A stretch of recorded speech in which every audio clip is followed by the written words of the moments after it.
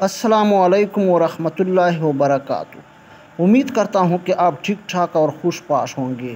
دوستو، یہ حدیث سنو، اس میں ہم سب کی کامیابی ہے۔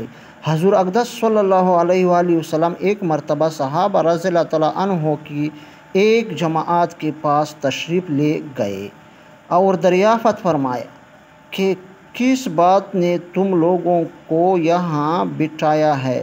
عرض کیا کہ اللہ جل شانہ کا ذکر کر رہے ہیں اور اس بات پر اس کی حمد و ثنا کر رہے ہیں کہ اس نے ہم لوگوں کو اسلام کی دولت سے نوازا۔ یہ اللہ کا بڑا ہی احسان ہم پر ہے۔ حضور صلی اللہ علیہ وسلم نے فرمایا، کیا خدا کی قسم صرف اسی وجہ سے بیٹھے ہو؟ صحابہ نے عرض کیا، خدا کی قسم صرف اسی وجہ سے بیٹھے ہیں۔